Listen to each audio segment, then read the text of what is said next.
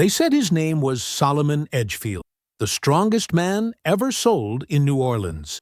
$25,000. That's what they paid for him. More than a house, more than 100 men. To his new master, Silas Dupree, he wasn't a man at all. He was proof of power, a prize to be shown, worked, and broken in front of guests. But Solomon wasn't like the others. He could read. He could build.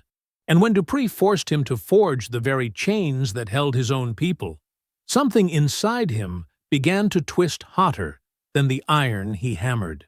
They called him the most expensive slave in America. By the time the storm hit, he'd decided to make sure his master paid every cent of that price, in blood. That night, the balcony rope creaked, the cane fields burned, and every soul on Bellefleur Plantation learned what happens when the man you bought decides to own his freedom.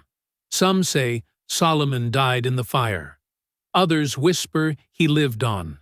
The man who hung his master and started a revolt the South tried to erase. Because once the most expensive slave learns his worth, no empire built on chains ever stands again.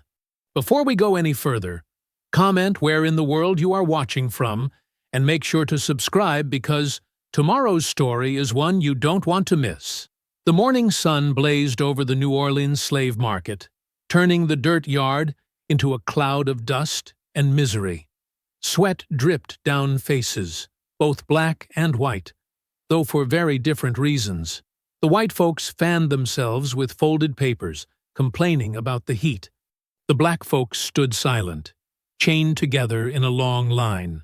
Mr. Leclerc, the auctioneer, strutted across his wooden platform like a peacock. His white suit gleamed in the sunlight, not a wrinkle to be seen. He tapped his cane against the platform, calling for attention. "Gentlemen, and the few ladies brave enough to join us today," he said, with a bow toward the small group of plantation wives, "I present to you a special specimen, the finest you'll see this year, or perhaps any year." He motioned with his cane, and two guards pushed a tall man forward. Unlike the other slaves who kept their eyes down, this man looked straight ahead. His gaze was calm but sharp, taking in everything. This here is Solomon Edgefield, 28 years old, stronger than two normal men, and, most unusually, trained as a blacksmith with a mind for machines. Solomon stood nearly a head taller than his guards. His shoulders were broad from years of working metal, his hands large and powerful despite the chains that bound them. Scars crisscrossed his back, visible through tears in his thin shirt, telling stories of past defiance and punishment. "Turn, boy. Show these good folks what they're bidding on," Leclerc ordered. Solomon turned slowly, his face never changing. He moved like a man who knew exactly how much effort each motion required. Nothing wasted, nothing extra. In the crowd, men in expensive suits whispered to each other. One older planter with silver hair nudged his neighbor. "That's the one they talk about from the Harwood plantation in Mississippi," he said. "Designed some kind of new mill press that doubled their sugar out, made old Harwood rich as Croesus before he died." "If he's so valuable, why's he here?" asked another man. "Harwood's widow feared him, said he was too smart for his own good. Too smart for her good, more like." Mr. Leclerc overheard them and grinned. "Indeed, sir. This man increased the Harwood plantation's output by 43% with his mechanical improvements. Imagine what he could do for your operation." The crowd murmured with interest. Among them stood Silas Dupree, dressed in a tailored blue coat that stretched tight across his shoulders. Though only 35, Dupree had already made his mark as one of Louisiana's rising sugar barons. His plantation, Bellefleur, produced good sugar, but not the best. Not yet. "I'll start the bidding at $1,000, Leclerc announced. Hands shot up immediately. Within minutes, the price had reached $5,000, already unusually high. A tall planter with a gray beard smirked at Dupree. "Better sit this one out, Silas. A man like that needs a firm hand. Backbone. Don't think your operation's ready for such quality." Dupree's face flushed red. He stepped forward. 6,000. 7, called another voice. Solomon watched the numbers climb, his eyes never changing. Only the slight tightening of his jaw showed he was listening. 8,000, Dupree said, louder. 9, countered the bearded man. Dupree's overseer, Jonas Pike, tugged at his master's sleeve. "Sir, he ain't worth more than 10, no matter his skills." But Dupree shook him off. 12,000, the crowd gasped. The bearded planter hesitated, then shook his head. 12,000 going once, Leclerc called, excitement making his voice crack.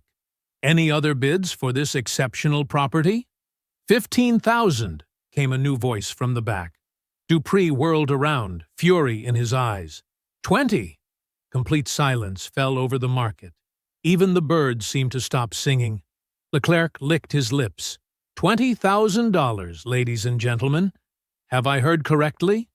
You heard me, Dupree snapped. Solomon's eyes flickered toward Dupree for the first time. He studied the man like someone examining a tool, assessing its strength, its weaknesses, its purpose.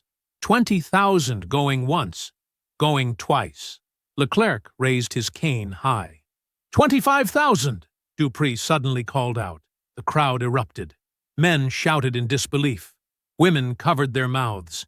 Even Leclerc seemed shocked, speechless for a moment. $25,000, he finally repeated, voice trembling with excitement. Going once, going twice, sold to Mr. Silas Dupree of Bellefleur Plantation. Dupree marched forward, chest puffed out like a rooster. He extended his hand toward Solomon as the guards removed him from the auction block. "Shake your master's hand, boy," Pike ordered, shoving Solomon forward. Solomon's chains rattled as he slowly raised his hand. His fingers wrapped around Dupree's in a shake that made the planter wince slightly at its strength. "You belong to me now," Dupree said. "The most expensive slave in America." Solomon said nothing, but his eyes never left Dupree's face. As they walked away, Dupree leaned toward Pike. "If a man costs more than a house, he'll work like 10. We'll get our money's worth." "Yes, sir," Pike muttered, eyeing Solomon nervously. Dawn painted the sky in shades of pink and gold as Solomon stood at the edge of Bellefleur Plantation. The wagon that had carried him from New Orleans had stopped on a hill, giving him his first full view of what would now be his prison. 5,000 acres of sugarcane stretched in all directions, the morning dew making the fields shimmer like they were covered in tiny diamonds. The main house stood tall and white in the distance, surrounded by oak trees draped with Spanish moss. Closer to the fields stood the mill, smokestacks reaching toward the sky. Behind it, rows of small wooden shacks marked the slave quarters. "Impressive, ain't it?" Dupree said, coming to stand beside Solomon.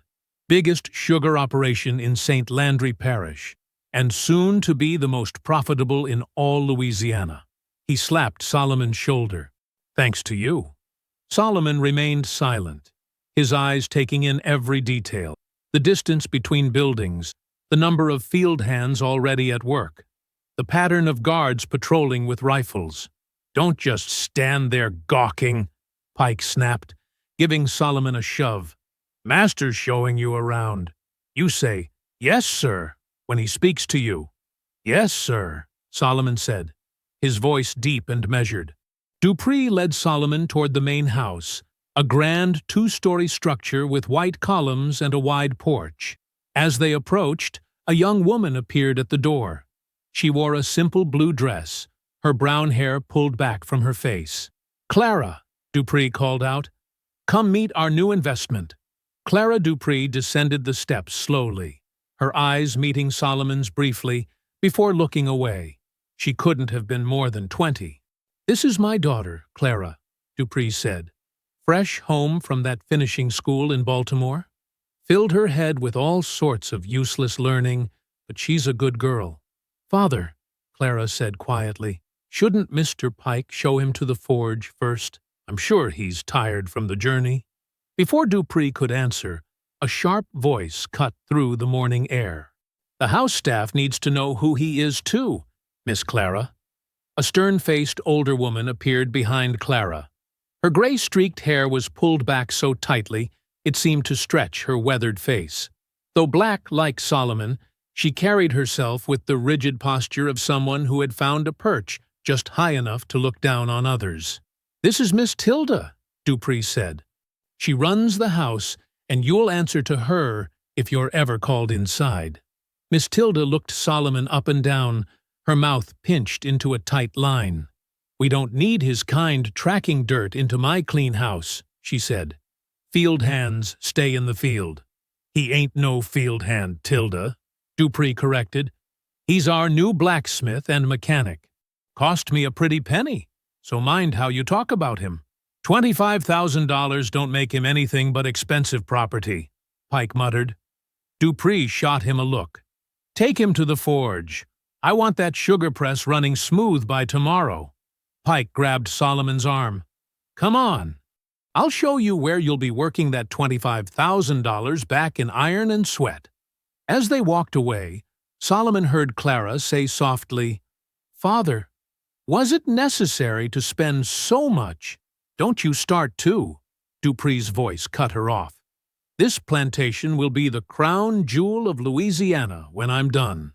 The blacksmith's forge stood near the sugar mill, a sturdy structure with a large stone hearth and bellows. Tools hung on the walls, hammers, tongs, and files of various sizes. A heavy anvil sat in the center. "Previous smith died last month," Pike said, not looking Solomon in the eye. "Equipment's gone to hell since then." Solomon ran his hand over the anvil, feeling its familiar surface. "What happened to him?" he asked. Pike's face hardened. "He died. That's all you need to know." He pointed toward the sugar mill. "Mill press needs fixing. Pulley system's all wrong. You said you know mechanics, so prove it." Inside the mill, the massive sugar press stood silent. Solomon examined the complicated system of pulleys and gears that would normally lift and lower the heavy press to crush the cane.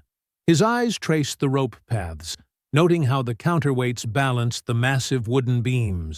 "I can fix this," Solomon said. "Need to rebalance the pulleys?" Pike grunted. "Just make it work." Solomon spent the morning adjusting the pulley system. His hands worked methodically, tightening ropes and realigning gears. As he worked, he calculated the lifting power of each rope, noting how the same system that lifted heavy barrels of sugar could easily lift the weight of a man. The thought settled in his mind like a seed. At midday, Solomon paused to wipe sweat from his brow. A young man approached, carrying water. He was thin but wiry, with restless eyes that darted nervously toward Pike, who had stepped outside. "I'm Noah," the young man whispered, handing Solomon a ladle of water. "Work the fields mostly." Solomon nodded thanks. "What can you tell me about this place?" Noah glanced around before answering. "Master Dupree likes to act fancy, but he's mean as a snake when crossed. That overseer Pike's even worse." He lowered his voice further. "Last blacksmith? He didn't just die. Master wanted him to make branding irons for the runaways. He refused. They beat him until he couldn't stand, then worked him anyway. Died right over there by that anvil." Solomon's face remained impassive, but his grip tightened on the ladle. "Watch yourself," Noah added. "Being valuable just means they watch you closer." Before Solomon could respond, footsteps approached. Noah quickly stepped away, pretending to clean the floor. Clara Dupree entered the mill, carrying a small pitcher of water. "I thought you might be thirsty," she said. Her voice was soft but clear. "Thank you for fixing Father's carriage wheel yesterday. The axle has been broken for weeks." Solomon accepted the water with a nod. "Thank you, miss. You don't have to call me miss," she said, then seemed to catch herself. "I mean, when no one's around." She glanced toward the door. "Father can be difficult, but if you need anything—" "Clara!" Miss Tilda's sharp voice called from outside. "Your father's looking for you." Clara gave Solomon an apologetic look before hurrying away. By evening, Solomon had repaired the sugar press. Pike inspected his work with narrowed eyes, unable to find fault but unwilling to give praise. "You'll sleep in the smithy tonight," he said. "Tomorrow you join the others in the quarters." Night settled over Bellefleur Plantation. Solomon lay on a thin pallet in the corner of the forge, staring up at the rough wooden rafters. Outside, the distant crack of a whip echoed from the fields, followed by a cry of pain. Night work. Punishment for slaves who hadn't met their quota during the day. Solomon closed his eyes, but didn't sleep. He understood now what his price meant. Being prized didn't bring privilege. It meant being owned twice over. First by Dupree's money, then by Dupree's pride. His value made him both valuable and dangerous in their eyes. The sugar press pulley system appeared in his mind again. Ropes and counterweights that could lift a man's weight. He filed the knowledge away like a tool to be used when the time was right. 1 week had passed since Solomon's arrival at Bellefleur. The forge had become his domain, a small territory where he could at least control the fire, if nothing else about his life. This evening, however, even that space had been invaded. Dupree had brought his dinner guests to the forge to show off his prized possession. 6 wealthy planters in fine suits stood in a half-circle, sipping brandy and watching Solomon work. Their wives hung back, fanning themselves against the heat and wrinkling their noses at the smoke. "Watch how he handles the metal," Dupree boasted, gesturing toward Solomon with his glass. "Never seen hands so precise on a man his size?" Solomon kept his focus on the horseshoe he was shaping. The iron glowed orange-red as he hammered it against the anvil, each strike precise and controlled. Sweat poured down his bare chest and back, catching the forge's light and making his dark skin gleam like polished copper. $25,000, one of the planters whistled. "Still can't believe you paid it, Silas." "Best investment I ever made," Dupree laughed. "Look at the sugar yield this week. Up 15% since he fixed the mill press." Another planter stepped closer, examining Solomon like a prize stallion. "Strong as an ox, I'll grant you. But is he worth more than 20 field hands?" Dupree's smile tightened. Solomon recognized that look. The man's pride had been pricked. "Show them what you can do with those beams, Solomon," Dupree ordered, pointing to the heavy wooden supports stacked against the wall. Each beam was thick as a man's thigh and meant for the new sugar warehouse. Solomon set down his hammer and moved to the beams. He knew this game. Dupree wanted to show off his strength like a carnival attraction. He bent, gripped one beam, and hoisted it onto his shoulder. "Not just one," Dupree said, his voice sharp. "Show them what $25,000 of muscle can do." Solomon's jaw tightened slightly, but he kept his face blank. He bent again, balanced the first beam, then gripped a second. The wood bit into his shoulders as he lifted both. The weight was enormous, but he straightened his back and stood tall. The planters murmured their approval. Their wives clapped politely. "That's near 600 pounds of oak," Dupree crowed. "Any of your house servants do that?" Solomon stood motionless under the crushing weight, his eyes focused on the wall ahead. The beams dug into his flesh, but the pain was distant, just another marker of his captivity. In his mind, he counted each second, each labored breath. Patience had become his armor. "You can put them down now," Dupree finally said, after Solomon had stood there long enough to satisfy his vanity. Solomon carefully lowered the beams, then returned to his anvil without a word. He picked up his hammer again, letting its familiar weight center him. Each strike against the metal became a silent promise, a rhythm of retribution stored away for later. The guests soon tired of watching him work. and drifted back toward the main house for dinner. Dupree lingered, watching Solomon's methodical movements with proprietary satisfaction before following his guests. When they were gone, Solomon moved to the back of the forge where broken farm tools waited for repair. Among them were several plow blades, worn from years of cutting through Louisiana soil. He selected 3 of the blades and began to reshape them on the grinding wheel. To anyone watching, he appeared to be restoring the curved edges for plowing, but his skilled hands were actually reshaping them into something deadlier, straightening the blades and tapering them to points sharp enough to slip between ribs. When finished, they would look like ordinary tools, but serve as makeshift knives. He worked late into the evening, hiding the modified blades beneath a pile of scrap metal. After banking the forge fire, he stepped outside into the cooler night air. Most of the plantation had gone quiet, but as he walked toward the slave quarters, a flicker of light caught his attention. The small laundry shed behind the main house glowed with the soft light of a lantern. Solomon paused, listening. He heard a woman's gentle voice, then the halting sounds of children repeating after her. Curious, he moved closer, careful to keep his footsteps silent. Through a gap in the wooden slats, he saw Clara Dupree sitting on a low stool. Around her, 5 young slave children, none older than 10, sat cross-legged on the dirt floor. Each held a small slate and piece of chalk. Clara was pointing to letters written on a larger slate. A is for apple, she said quietly. B is for bread, a little girl whispered excitedly. That's right, Martha, Clara smiled. Now write it just like I showed you. The children bent over their slates, carefully copying the letters. Solomon watched as Clara moved among them, gently correcting their work, praising their efforts. Teaching slaves to read was forbidden by law in Louisiana, punishable by fines or imprisonment for the teacher, whipping or worse for the slaves. As if sensing his presence, Clara looked up suddenly.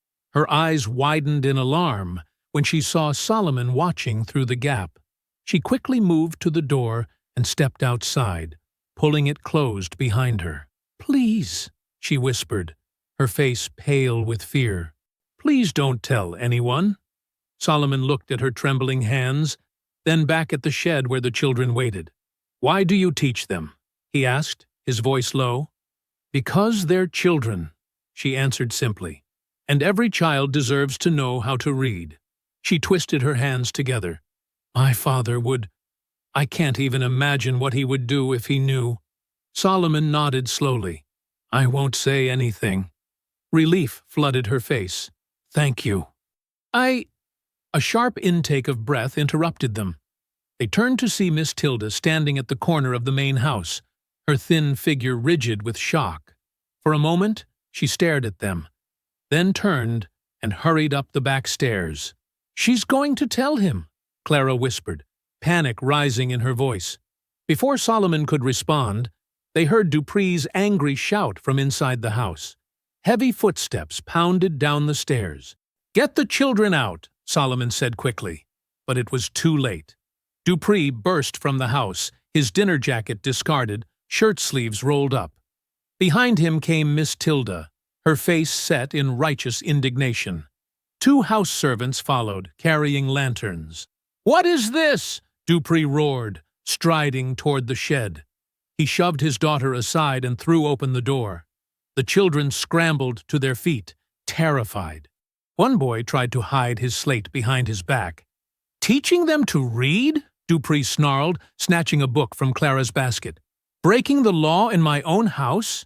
Father, please, Clara began. Silence. He turned to Solomon, eyes blazing. And you, my most valuable property, conspiring with my daughter. He wasn't part of this, Clara protested. Dupree ignored her, focusing his rage on Solomon. You think because you cost me a fortune, you can defy me? He threw the book at Solomon's feet, then pointed to the small fire burning in the laundry stove. Burn it. Burn all of it. Now. Solomon stood motionless, looking from the weeping children to Clara's pleading eyes. Dupree grabbed a framed portrait that hung on the laundry shed wall, a painting of himself in his finest clothes, and thrust it at Solomon. "Burn the books, or I'll have every one of these children whipped tomorrow, starting with the smallest." The shed fell silent, except for the children's muffled sobs. Solomon bent slowly and picked up the book. He looked at it for a long moment, then at the fire. With deliberate calm, he took the portrait from Dupree's hands. "You're right," Solomon said quietly. "Something here needs to burn." In one swift motion, he tossed not the book, but Dupree's portrait into the flames. The canvas caught immediately. The fire consumed Dupree's painted face, blackening it to ash before their eyes. Gasps filled the small shed. Even Miss Tilda took a step back. Dupree's face reddened with rage until it seemed he might burst a blood vessel. When he finally spoke, his voice was low and deadly. "Tomorrow," he hissed, "you'll learn the cost of disobedience." Morning came with dark clouds gathering on the horizon. The air hung heavy with the scent of rain, a storm brewing both in the sky and on Bellefleur Plantation. Solomon stood chained to the whipping post in the center of the yard, his shirt stripped away. His back, already marked with old scars, faced outward. Dupree had ordered every slave on the plantation to gather and watch. They stood in a silent half-circle, eyes downcast, bodies tense with familiar dread. Clara Dupree hovered at the edge of the porch, her face pale. She clutched a shawl around her shoulders, though the morning was warm. "This," Dupree announced, walking into the yard with a coiled whip in his hand, "is what happens when a slave forgets his place." He moved with the swagger of a man used to being feared. The overseer, Jonas Pike, stood to the side with arms crossed, watching with satisfaction. Miss Tilda kept her thin lips pressed together, nodding at each of Dupree's words. "I paid $25,000 for this man," Dupree continued, circling Solomon. "More than most of you will see in your lifetimes. And still, he thinks he can defy me." Solomon kept his face forward, his expression calm despite the chains biting into his wrists. In the crowd, young Noah trembled. The children from last night's reading lesson huddled together, their small faces twisted with guilt and fear. Dupree shook out the whip, its leather tongue snaking across the dirt. 20 lashes, he announced, "and I'll deliver them myself." Usually, this job fell to Pike, but today Dupree wanted personal satisfaction. He wanted to make Solomon break. The first lash cracked across Solomon's back like lightning. A red line appeared instantly, but Solomon made no sound. The second lash crossed the first. Still no sound. "Count them," Dupree shouted. Solomon's voice came steady. 1, 2. By the fifth lash, blood ran freely down his back. By the 10th, his voice had grown hoarse, but he still counted clearly. Dupree's face flushed with effort and frustration. He wasn't getting what he wanted. He wasn't breaking the man. 11, Solomon counted, as another lash tore his flesh. Clara suddenly rushed forward. "Father, stop this!" she cried. "You'll kill him!" Dupree turned, his face twisted with rage. "Get back to the house!" he shouted, shoving her roughly aside. Clara stumbled and fell to her knees in the dirt. Solomon's eyes locked on this scene. Something shifted in his gaze, a calculation forming behind the pain. Dupree returned to his task with renewed fury, striking harder. The whip sang through the air, each strike punctuated by Solomon's count. 18, 19, 20. When it was done, Dupree stood panting, sweat beading his forehead despite the cool morning air. Solomon hung from the chains, his back a mess of torn flesh and blood. But his eyes remained clear and focused. As Dupree turned to walk away, satisfied with his work, Solomon lifted his head. "Every man's blood runs red," he said, his voice carrying across the silent yard. "Even yours." Dupree froze. He turned slowly, staring at Solomon with disbelief. Then his face twisted with rage. He stepped forward as if to strike again, but Pike caught his arm. "The storm's coming, sir," Pike murmured. "Best finish up." Dupree looked at the sky, where dark clouds had gathered. He nodded sharply. "Chain him in the tool shed," he ordered. "No water until morning." As the slaves dispersed, Clara rose from where she'd fallen. Her dress was stained with dirt, her eyes wet with tears. She watched as Pike and another man cut Solomon down and dragged him toward the small wooden shed near the forge. "Father, he needs medical attention," she pleaded. "He needs to learn respect," Dupree snapped, walking past her toward the house. "And so do you." By afternoon, the storm had settled over Bellefleur with vengeful intensity. Rain hammered against the plantation buildings. Lightning split the sky, followed by thunder that shook the windows. Inside the main house, Dupree drank heavily, his mood darkening with each glass of whiskey. Reports came that the sugar press had broken again during the day's work.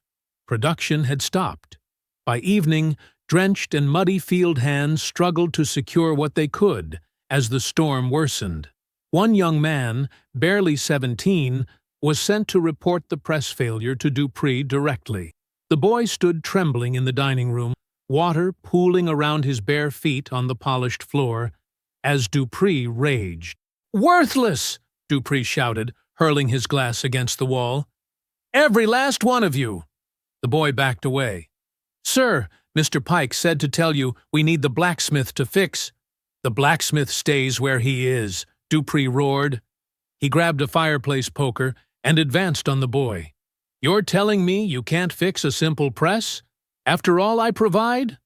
Clara ran into the room at the commotion. "Father, what are you doing?" But Dupree was beyond reason. With a vicious swing, he brought the iron poker down on the boy's head. There was a sickening crack. The boy crumpled to the floor. Clara screamed. Miss Tilda, entering behind her, gasped and crossed herself. Blood spread across the dining room floor, mixing with the rainwater from the boy's clothes. Dupree stood over him, breathing heavily, the poker still gripped in his hand. "Clean this up," he ordered coldly, dropping the poker with a clatter. He stepped over the boy's body and stalked from the room. In the tool shed, Solomon lay half-conscious on the dirt floor. His hands remained chained above him to a wooden beam. Rain leaked through the roof, dripping onto his torn back. Each drop felt like another lash against his raw flesh. Lightning flashed, illuminating the shed's interior for brief moments. In those flashes, Solomon could see the outline of farm tools hanging on the walls, scythes, axes, hammers, all just beyond his reach. Thunder cracked overhead, so loud it seemed to shake the earth itself. Solomon's mind cleared in that moment of sound and fury. He knew with sudden certainty that if he waited any longer, if he endured one more day of this, he would die in chains like so many before him. He shifted his weight, pulling himself up by his bound wrists. Pain lanced through his back, but he ignored it. He had placed a nail in one of the shed's support beams days earlier while repairing the roof. A small, hidden thing, hammered at an angle that most would never notice. Now he pressed his chains against it, working the metal links against the nail's head. Each movement sent fresh agony through his wounded back. But Solomon continued with grim determination. "If I'm worth $25,000, he whispered as another flash of lightning illuminated his bloody work, "then my death will cost more than gold." The storm raged on as Solomon worked his chains against the nail, each scrape bringing him closer to the moment when everything would change. Night descended on Bellefleur Plantation like a heavy shroud. Rain lashed against the windows, drumming a furious rhythm on the roof. The storm had grown stronger, as if nature itself shared in the rage building inside the small tool shed where Solomon lay chained. Inside the main house, Silas Dupree stumbled through the hallway, a half-empty bottle of whiskey clutched in his hand. His clothes were stained with the young slave boy's blood. though the body had been removed hours ago. Thunder crashed, and Dupree shouted back at it, challenging the sky itself. "Is that all you have?" he roared, pushing open the French doors to his second-floor balcony. Rain immediately soaked his shirt as he stepped out into the storm. Lightning illuminated his face, flushed with drink and power. "Nothing touches Bellefleur. Nothing." Meanwhile, in the darkness of the tool shed, Solomon worked the final link of his chains against the hidden nail. With a soft snap, the weakened metal gave way. His wrists were raw and bleeding, but freedom coursed through him like fire. He flexed his fingers, feeling returning to his hands despite the pain that shot through his lacerated back. Solomon rose slowly to his feet. Through cracks in the shed walls, he could see the main house, its windows glowing yellow against the night. He knew the layout well. Every room, every door, every possible escape route. He had studied it all while making repairs, preparing for this moment, without fully knowing it would come. The rain provided perfect cover. Solomon slipped from the shed, staying low and close to the shadows. The few slaves, still awake in their quarters, saw his shape moving through the downpour, but remained silent, eyes following his progress with a mixture of fear and hope. He moved to the back of the house where a service entrance stood unguarded. The door was locked, but Solomon had repaired its hinges just days before. He knew exactly how to lift it slightly to slip the simple latch. The door opened without a sound. Inside, the house was quiet, except for the storm's assault on the windows. Solomon moved through the darkened hallways like a ghost, leaving wet footprints on the polished floors. His heart beat steadily. There was no fear now, only purpose. He passed the dining room where earlier a boy had died. The blood had been cleaned away, but Solomon could still smell it beneath the polish and perfume. It strengthened his resolve. In the main parlor, Dupree had finally collapsed into his favorite chair, the whiskey bottle now empty on the floor beside him. His breathing came in heavy snores, occasionally interrupted by mumbled curses. Solomon stood in the doorway, watching him for a long moment. On the wall hung a decorative ship's pulley, an ornament Dupree had once asked Solomon to mount. Beside it coiled a length of fine rope, used to draw the heavy curtains. Solomon's eyes moved between these items and the beams that supported the ceiling. His mind, trained in mechanics and weight distribution, calculated silently. With careful movements, Solomon took down the pulley and the rope. He worked quickly, creating a system identical to the one he had designed for the sugar mill. The rope threaded through the pulley would provide the mechanical advantage needed to lift a heavy weight, or a man. He slipped up the stairs, the assembled rigging in his hands. On the second floor, rain still poured through the open balcony doors. Solomon stepped out into the downpour and secured the pulley to the strongest beam of the balcony's frame. He tested it with a firm pull. It held. Back downstairs, Solomon approached the sleeping Dupree. In one swift motion, he looped the rope around the man's neck and pulled it tight. Dupree's eyes flew open, hands clawing at the sudden pressure on his throat. His legs kicked, overturning the chair as Solomon dragged him to his feet. "What?" Dupree gasped, struggling against Solomon's iron grip. Recognition dawned in his bloodshot eyes. "You?" Solomon said nothing as he pulled Dupree across the room. The master's fingers scratched desperately at the rope around his neck, drawing thin lines of blood on his own skin. Using the mechanical advantage of the pulley system, Solomon began to hoist Dupree upward. The man's considerable weight lifted with surprising ease, just as Solomon had calculated when designing similar systems for sugar barrels. Dupree's feet left the ground, his body rising toward the second floor. Solomon guided him up the stairs, controlling his ascent with the precision of a craftsman. On the balcony, rain washed over them both as Dupree kicked and struggled, his face turning purple. Solomon leaned close to Dupree's ear as the man fought for breath. "No man should hang his worth on another's neck," he whispered. With a final pull, Solomon secured the rope to the balcony railing, Dupree's body swung out into the rain, illuminated by a flash of lightning. His legs kicked once, twice, then stilled. Solomon stood watching for a moment longer. Rain mixed with the blood on his back, washing it away.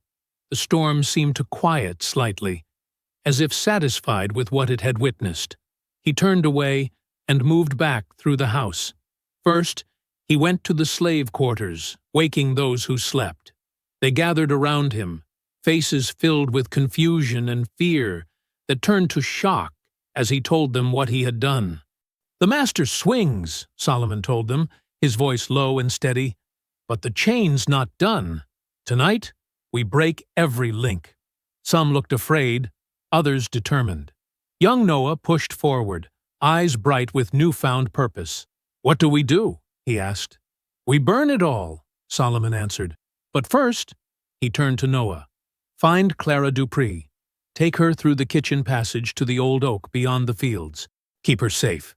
Noah hesitated, confusion on his face. "The master's daughter? Why not let her burn too?" "Because we choose who deserves to die," Solomon said firmly. "She taught children to read. She showed kindness. We are not what they made us." Noah nodded reluctantly and slipped away toward the main house. Solomon led the others to gather oil lamps and kerosene from the storage sheds. They moved through the rain, shadows among shadows, as they prepared to set Bellefleur ablaze.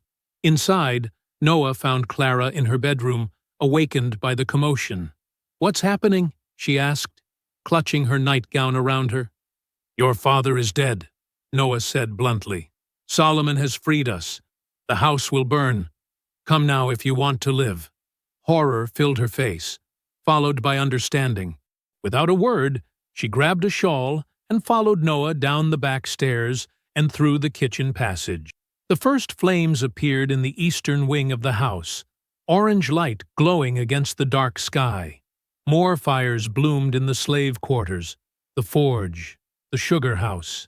The rain could not stop the determination of those who had suffered too long. Solomon stood in the yard, watching as Bellefleur began to burn. Dupree's body still hung from the balcony, a dark shape against the growing inferno. Morning light crept over Bellefleur plantation, illuminating the destruction. Where the grand house had stood, only blackened timbers remained. Smoke rose in thin columns against the pale sky, carrying the scent of ash and burned sugar. The rain had stopped, but puddles reflected the smoldering ruins like dark mirrors. Solomon stood at the edge of the cane fields, watching as nearly 200 freed men and women gathered. Some carried tools, machetes, shovels, hammers from the forge. Others clutched sacks of food and water taken from the plantation's stores. Their faces showed a mixture of fear, hope, and determination. "We move in groups," Solomon announced, his voice carrying across the yard. 10 at a time, staying close to the tree line. There are 8 plantations within 8 miles along the bayou. By nightfall, we reach them all. He unfolded a rough map drawn on a piece of cloth, something he'd secretly created during his first weeks at Bellefleur. It showed the winding path of Bayou Teche, with marks indicating each neighboring plantation. Garland's place is 2 miles north, Whitmore's beyond that.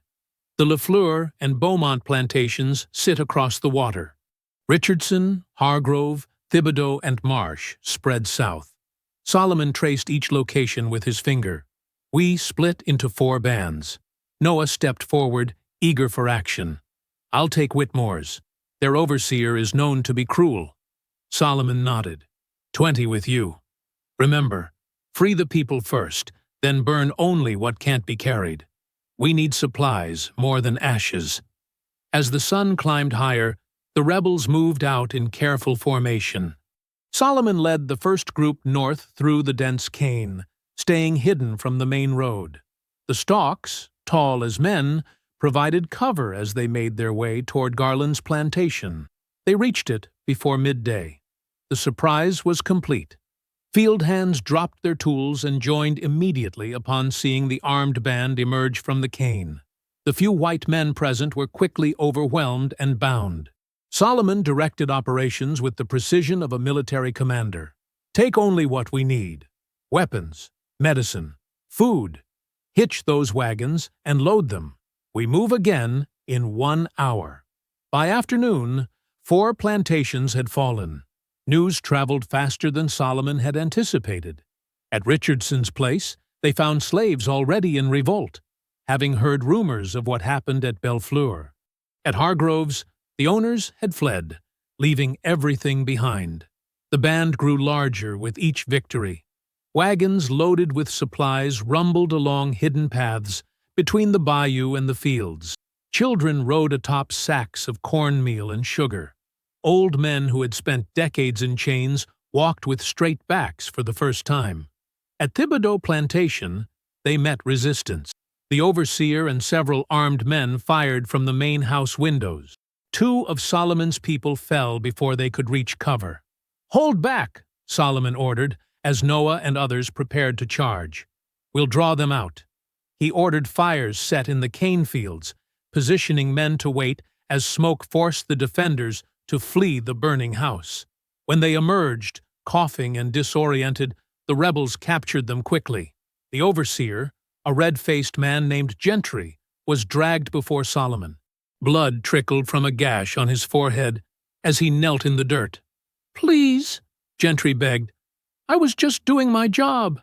I have a family." A woman stepped forward, scars visible across her shoulders. "This man whipped my boy till he couldn't walk, for dropping a basket." Others joined in, listing Gentry's cruelties. The crowd's anger grew palpable, voices rising to shouts for his death.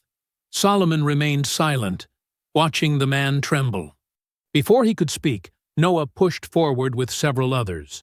"We don't need to hear him talk," Noah said, raising a machete. "We all know what he deserves." Solomon didn't interfere. Noah brought the blade down in a swift arc. Gentry's pleas cut short as his body crumpled to the ground. The crowd roared, some in approval, others turning away in horror. Noah looked at Solomon, challenge in his eyes. Solomon met his gaze without flinching, understanding the dangerous line they walked between justice and vengeance. As the day faded to evening, the rebels converged at the edge of Marsh Plantation, the last on Solomon's map. Nearly 400 strong now, they moved like a wave through the property, their reputation spreading fear ahead of them. It was there they found Clara Dupree. She had been captured trying to reach the road to New Orleans. A group of men dragged her forward, pushing her to her knees before Solomon. Her clothes were torn, face streaked with dirt, but her eyes remained defiant. "Dupree's daughter!" someone shouted. "The master's blood!" The crowd pressed closer. Hands reached for her, voices calling for retribution. Clara didn't beg, but her body trembled. Solomon stepped between her and the mob. "Stop! She's one of them!" a man shouted. "Her father owned us like cattle." "And how many of your children did she teach to read?" Solomon asked, his voice cutting through the noise. "How many times did she bring water when the overseer wasn't looking?" The crowd quieted slightly, but anger still simmered. "Her mercy once saved others," Solomon continued. "Freedom that kills without thought is only the old master's hand reborn. We decide who deserves death by their deeds, not their blood." Noah pushed to the front. "Pretty words," he spat. "But when they come hunting us with dogs and guns, will words protect us? Every white face we spare is one that can identify us later." Murmurs of agreement rippled through the crowd. Solomon felt control slipping away. "Take her to the wagons," he ordered finally. "She stays with us. If she betrays us, then judge her. Not before." Noah's face darkened with resentment, but he stepped back. 2 women helped Clara to her feet and led her away. As night fell, the rebels made camp in the depths of the cypress swamp, 3 miles from the last plantation. Tents fashioned from stolen sheets glowed with firelight. Cooking fires dotted the clearing, And for the first time in their lives, many ate without fear of tomorrow's work.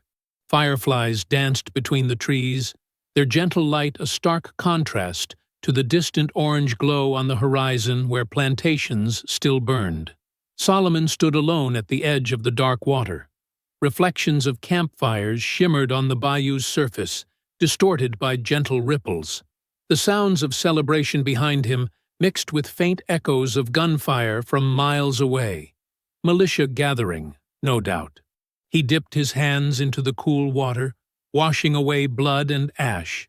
When he looked up, he caught Noah watching him from the shadows, speaking in low tones to a group of young men. Their eyes held the wild light of freedom mixed with something harder, distrust. Solomon straightened his back, feeling the weight of leadership grow heavier with each passing hour. The revolt had begun, but keeping it from consuming itself might prove harder than starting it.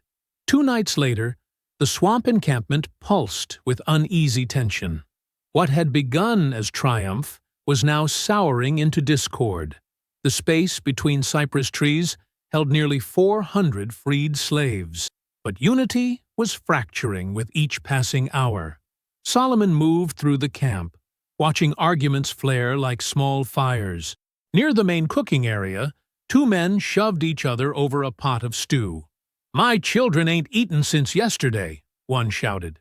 "And mine ain't eaten in 2 days," the other countered. Solomon stepped between them.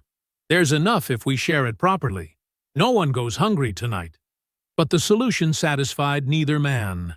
They walked away muttering, and Solomon noticed others watching, measuring his words, judging his leadership.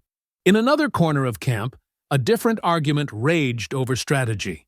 "We should keep moving west," an older man urged. "Reach Texas before they catch us." "No," a younger voice countered. "We fight, take over more plantations, build our numbers." The word fight drew nods of agreement from those gathered around. Solomon saw Noah at the center of this group, his voice rising above others. When Noah caught Solomon watching, he didn't lower his eyes. As night deepened, Solomon made his way to the edge of camp where they held their prisoners. 3 overseers and 2 plantation owners sat bound to cypress trunks. Among them was Jonas Pike, Dupree's overseer, captured that morning as he tried to flee Bellefleur's ruins. Pike looked up as Solomon approached. His face was bruised, one eye swollen shut. "Edgefield," he said, voice hoarse, "you've gone too far to turn back. They'll hang every last one of you." "Perhaps," Solomon replied. "Or perhaps they'll find it's not so easy to hang hundreds." Pike laughed, a dry sound that turned into coughing. "You think these people follow you because they believe in you? They follow because they're scared.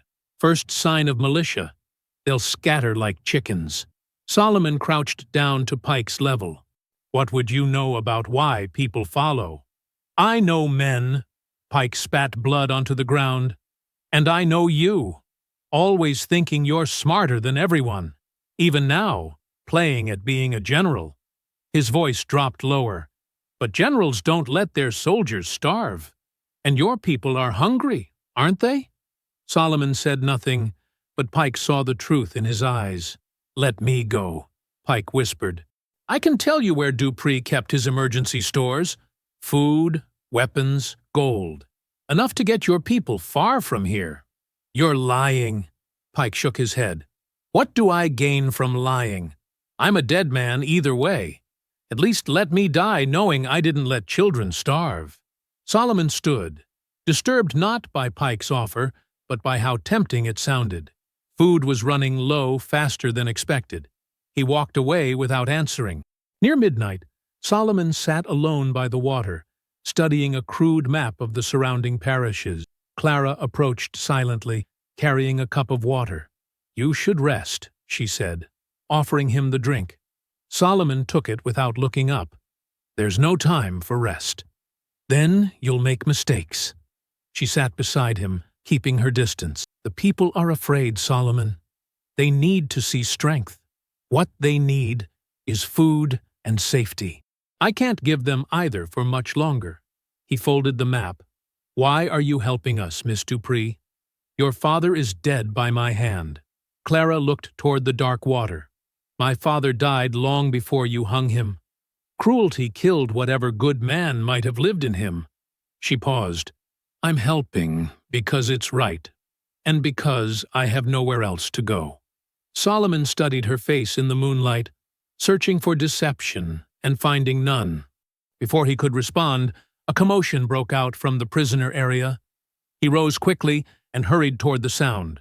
The guard assigned to watch the captives was arguing with Noah and 3 other men. What's happening? Solomon demanded. The guard looked nervous. They want to take Pike. Say they're moving him to a more secure spot. Noah stepped forward.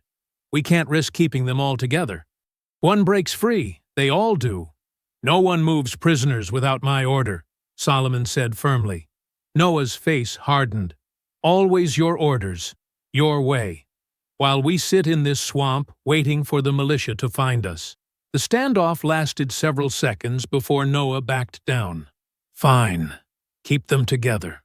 When their friends come looking, at least they'll find us in one place. He stalked off, his companions following. Solomon posted 2 additional guards on the prisoners and returned to his own shelter, unease gnawing at his mind. Hours later, Solomon woke to Clara, shaking his shoulder. Her face was pale in the dim light before dawn. Pike is gone, she whispered urgently. Solomon was on his feet instantly. Who took him? Noah. I saw them. Her voice trembled. Solomon, I heard what Noah said to him. He told Pike to bring the militia, said he wanted a real fight. You're certain? Clara nodded. Pike knows exactly where we are. They'll be coming. Soon. Solomon grabbed his knife and the old musket they'd taken from Thibodeau Plantation. Wake everyone. Quietly. We need to move now.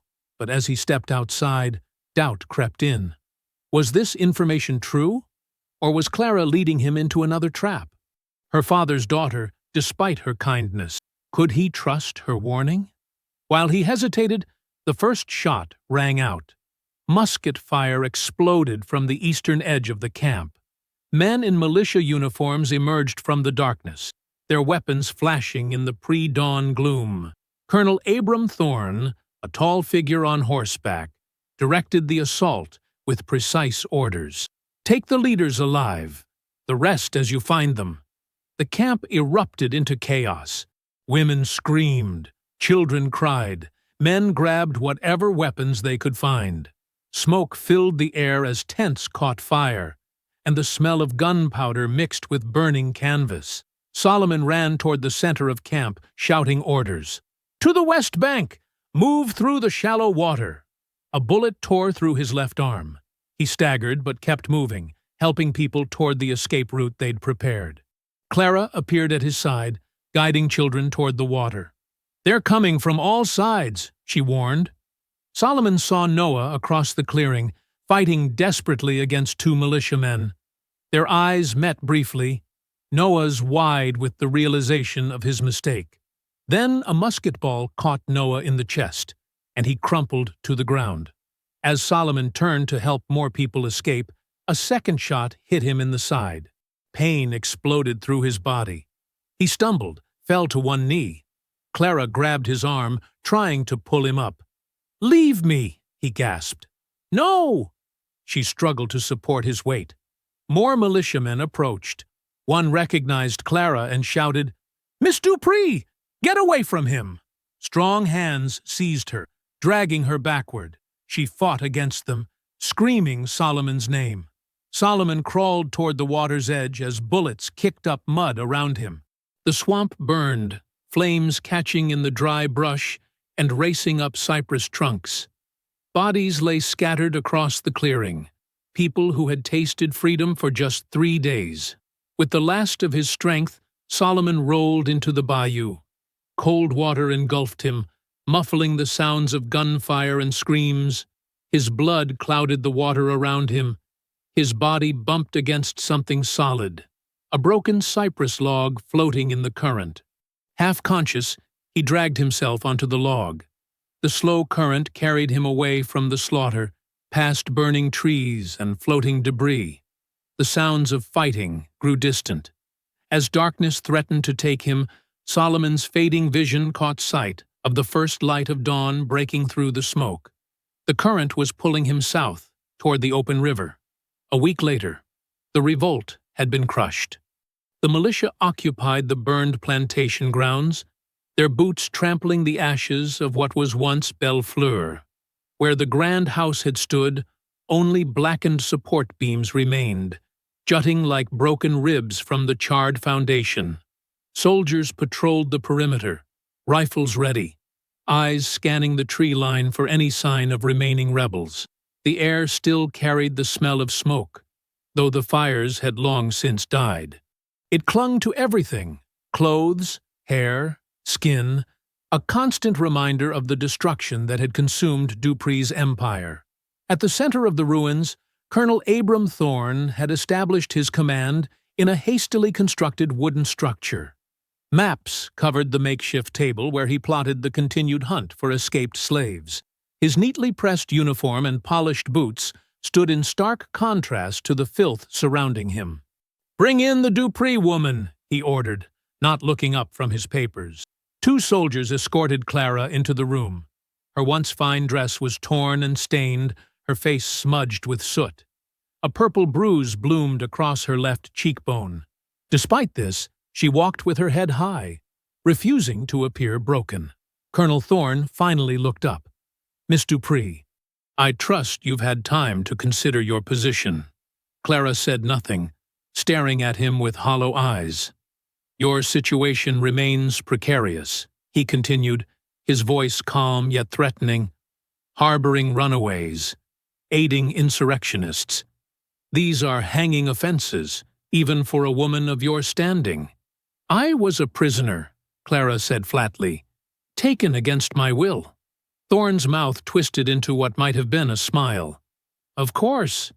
That's precisely what your written testimony should reflect." He slid a document across the table toward her. "Sign this, and we can put this unfortunate business behind us." Clara glanced at the paper. "You want me to testify that Solomon Edgefield deceived me, that he manipulated the others into revolt. It's the truth, isn't it?" Thorne raised an eyebrow. "Unless you'd prefer, I believe you willingly participated in the murder of white men." Clara's hand trembled as she reached for the quill. She dipped it in ink, hesitated for just a moment, then signed her name. Thorne took the paper with a satisfied nod. "Wise choice, Miss Dupree. Your father would be proud of your survival instinct." "My father is dead," she whispered. Nothing would make him proud now. Outside, workers hammered away at new construction. The steady rhythm of building competed with the groans of wounded men in the makeshift infirmary nearby. 23 militiamen had died in the assault on the swamp camp. 34 rebels had been killed on sight. Another 42 had been captured and brought back in chains. Miss Tilda moved among the ruins like a ghost, picking through debris. Once the proud housekeeper of Bellefleur, she now salvaged what she could from the ashes: a tarnished silver spoon, a miraculously unburned book, a cracked porcelain cup. She placed each item carefully in a basket on her arm. A young soldier watched her with curiosity. "Ma'am, there's nothing worth saving here." Miss Tilda didn't look at him. "Everything has value to someone, boy." She bent to retrieve a charred piece of wood. "This fire burned hot. Even burned the devil's name clean off the walls." "The devil?" The soldier sounded confused. "Dupree," she spat the name, "built this house thinking it would stand forever. Now look." She gestured at the destruction.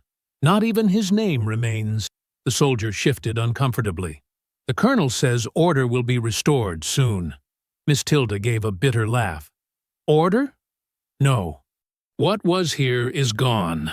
She moved away, continuing her scavenging, muttering to herself. Across the grounds, a group of soldiers gathered around a cook fire, sharing whiskey passed in a dented flask. "You hear about the search party that went downriver?" one asked, voice low. The others leaned in. "Found blood on some rocks near the bayou mouth. Lot of it, but no body." "The blacksmith?" Another soldier took the flask.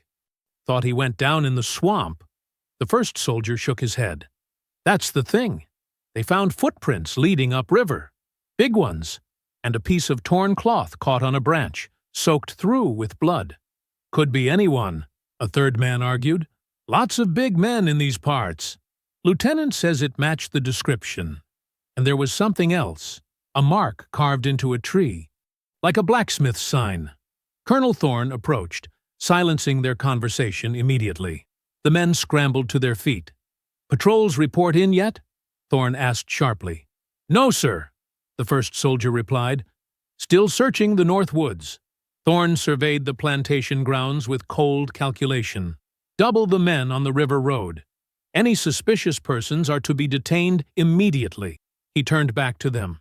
And I want those gallows finished by sundown. Yes, sir, they chorused. As dusk fell, the new gallows rose where Dupree's balcony had once stood. A cruel symmetry, not lost on those who remembered the master's hanging body. 6 nooses swayed gently in the evening breeze, waiting for the next morning's executions. 2 soldiers tested the platform's stability, their boots thumping against the fresh-cut boards. You heard what happened to the rope that hung old Dupree? One asked, voice hushed. What about it? They tried to use it again. For the first hangings after they caught those rebels at Thibodeau's place, every strand frayed before they could tighten the knot. The second soldier snorted. Superstitious nonsense. Maybe. The first soldier tested one of the nooses, feeling the rough hemp between his fingers. But Jenkins says the same thing happened yesterday. Rope just fell apart in his hands. Hemp gets weak in this damp. Nothing unnatural about it. They finished their inspection as night settled fully over the plantation. Torches were lit around the perimeter, casting long shadows across the scarred earth. A soldier approached Colonel Thorne with a dispatch. Sir, patrols found 3 more hiding in the canebrake north of here. Bringing them in now. Thorne nodded, satisfaction in his eyes. Good. They'll join the others tomorrow. He looked toward the gallows, where ropes seemed to tremble in the torchlight. A public demonstration is needed. These people must learn that order will prevail. From her makeshift quarters in what had once been the overseer's cabin, Clara watched the gallows through her window. Tears slid silently down her face as she recalled Solomon's words, "Every man's blood runs red, even yours." She whispered into the darkness, "Is yours still running, Solomon? Or did it feed the bayou like so many others?" No answer came except the distant sound of hammers, preparing for morning's grim work. Before dawn, fog curled over the ruins-turned militia camp. The air was thick with moisture, shrouding the blackened skeleton of Bellefleur Plantation in ghostly white. Torch flames struggled against the dampness, creating eerie halos in the mist. The gallows stood ready, its fresh timber gleaming with dew. Guards dragged 6 prisoners from the makeshift jail, their chains clanking in the pre-dawn stillness. Each wore the hollow-eyed look of men who had already died inside. They shuffled forward, bare feet cutting through the wet ash that still covered the ground. A small crowd had gathered, soldiers mostly, with a few neighboring planters brought in to witness justice. Clara stood at the edge of the gathering, her face partially hidden by a shawl. Colonel Thorne had ordered her attendance, so you might see the proper conclusion to your father's tragedy, he'd told her. She kept her eyes fixed on the ground. Colonel Thorne addressed the assembly, his voice cutting through the fog. Today, we restore order to St. Landry Parish. Let these executions serve as a reminder that rebellion against the natural order brings only death. The first prisoner, a man named Marcus, who had once tended Dupree's horses, was led up the wooden steps. His eyes scanned the crowd, perhaps searching for a friendly face, or perhaps simply taking in his last view of the world. The executioner placed the noose around his neck. For the crime of insurrection, you are sentenced to hang until dead, Thorne announced. The lever was pulled. The trapdoor dropped with a sharp crack. Marcus fell, but instead of the sickening snap of a breaking neck, there came a different sound, the tearing of rope fibers. The noose snapped. Marcus hit the ground hard, gasping and alive. A murmur rippled through the crowd. Soldiers exchanged uneasy glances. The executioner hurried to examine the broken rope, confusion plain on his face. "Replace it immediately," Colonel Thorne commanded, his calm voice betraying only the slightest edge of irritation. As the executioner fumbled with a new length of rope, a movement at the edge of the fog bank caught Clara's eye. At first, she thought it might be a trick of the light, a shadow shifting in the mist. Then it took shape, a tall figure, moving with purpose toward the gallows. He wore a tattered coat and hood, but his powerful frame was unmistakable. Clara's breath caught in her throat. Solomon. He moved like a ghost through the crowd. Before anyone could react, he was at the gallows, a curved blade flashing in his hand. With one swift motion, he cut Marcus free from his chains. "If a rope must swing," Solomon's voice boomed across the yard, "let it earn its purpose." Chaos erupted. Soldiers scrambled for their weapons. Prisoners seized the moment, breaking formation and scattering. Colonel Thorne shouted orders, trying to regain control, but his voice was lost in the commotion. Solomon's movements were precise and calculated. He'd planned this moment. From beneath his coat, he produced a second blade, pressing it into Marcus's hand. Together they cut down the other prisoners while confusion reigned. Colonel Thorne drew his pistol and fired, the shot cracking through the dawn air. The bullet grazed Solomon's shoulder, tearing his coat but not slowing him down. Solomon turned, eyes locking with Thorne's. Recognition and fear flashed across the colonel's face. Solomon charged forward, ducking beneath a second shot. Before Thorne could reload, Solomon was upon him. Their struggle was brief and violent. Though wounded, Solomon's fury gave him strength. He disarmed Thorne and dragged him toward the gallows. "No man's worth measured in dollars," Solomon growled, forcing Thorne up the wooden steps. "And no justice comes from a master's hand." Using the same mechanical knowledge that had sealed Dupree's fate, Solomon looped the noose around Thorne's neck. The colonel struggled wildly, but Solomon's grip was iron. "This is for every soul you hang to protect your order," Solomon said. With a powerful shove, he pushed Thorne from the platform. The rope drew tight around the colonel's neck as he fell, his body swinging from the same balcony beam that had once held Silas Dupree. His legs kicked desperately, finding no purchase in the air. The militia camp had dissolved into madness. Some soldiers fled into the fog. Others fought desperately against freed prisoners who had seized their weapons. Gunshots punctuated the screams and shouts. Solomon, bleeding but unbowed, moved through the chaos toward Dupree's ruined house. He had one more task.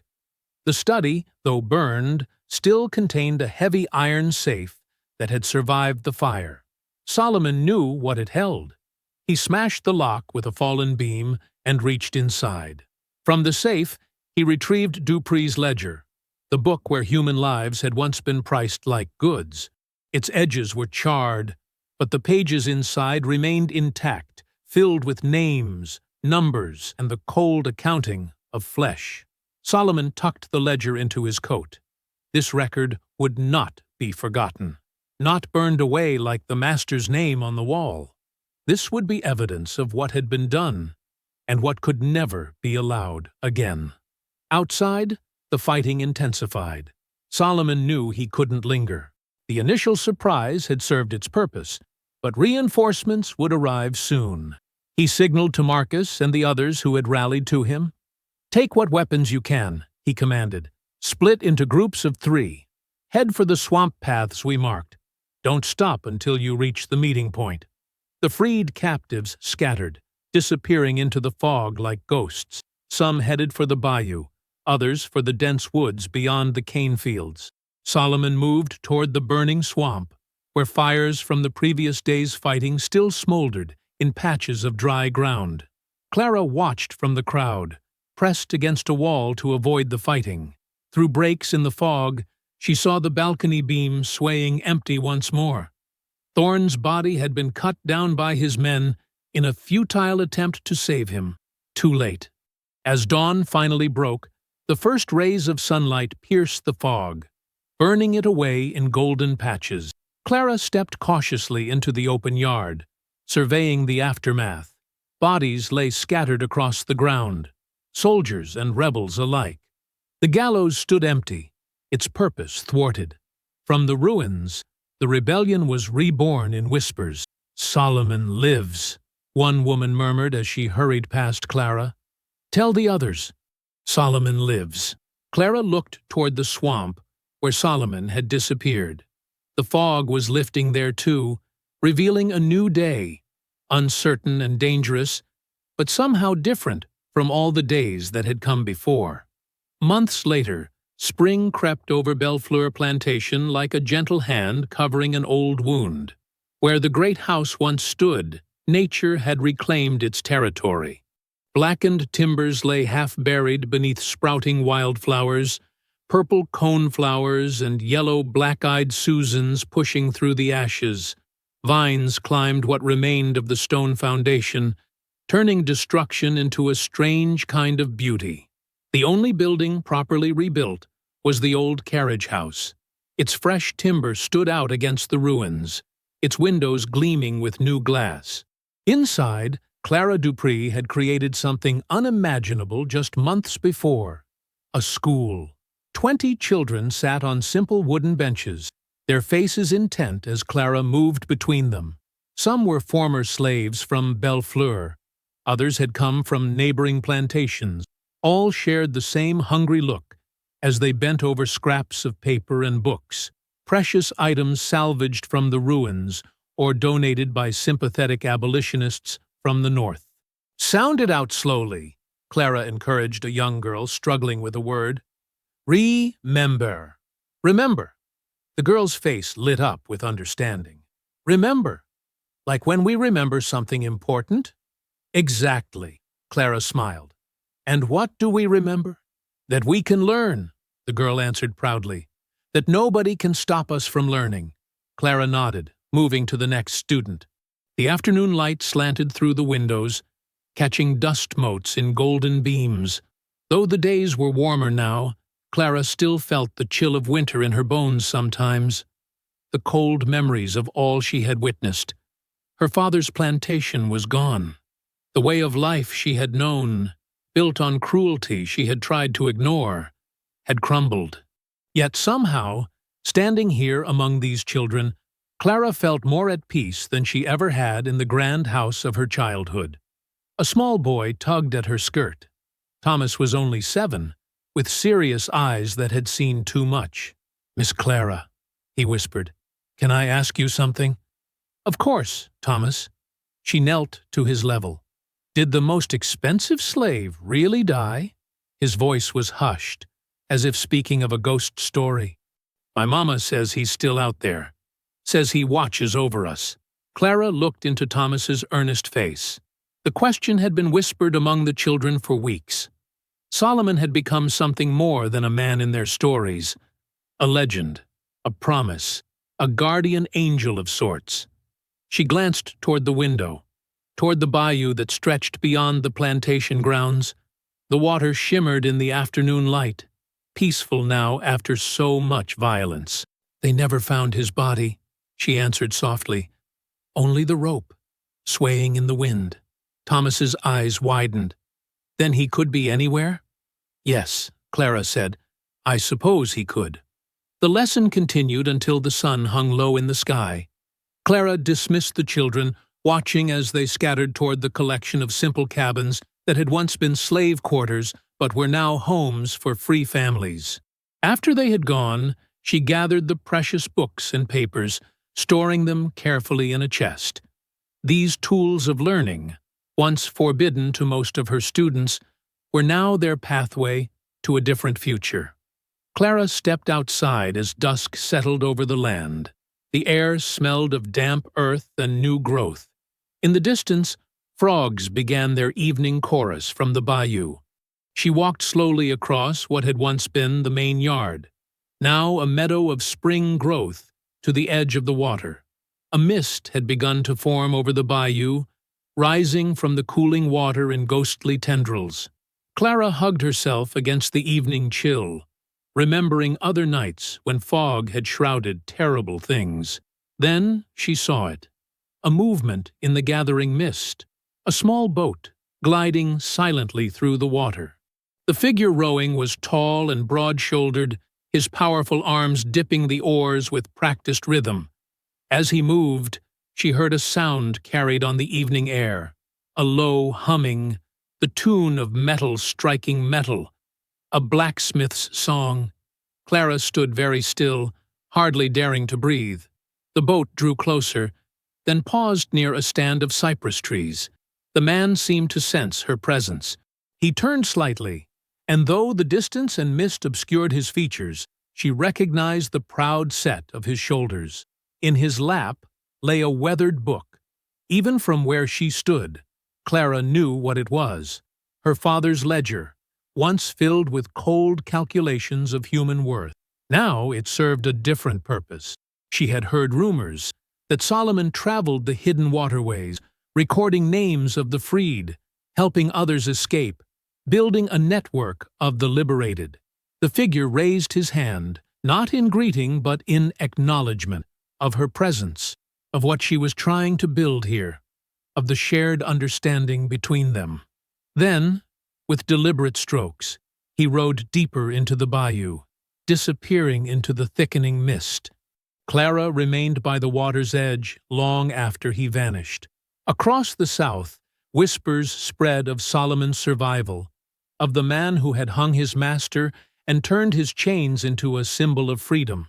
Some said he moved between plantations like a shadow. Others claimed he led escapees through secret paths to the north. The stories grew with each telling. For the white planters, he became a nightmare, a warning that the system they defended could turn against them. For the enslaved, he represented hope, proof that even the strongest chains could be broken. Night fell completely. Clara finally turned back toward the carriage house school. The breeze picked up, rustling through the sugarcane regrowth that had begun to reclaim the fields. As she passed the ruins of the main house, she paused. There, against the darkening sky, stood the remnant of the balcony beam, the same beam where 2 men had died. A length of rope still hung from it, weathered by months of sun and rain. The wind moved through it, causing the rope to swing gently back and forth, as though still remembering the weight it had once borne. Clara watched it for a long moment.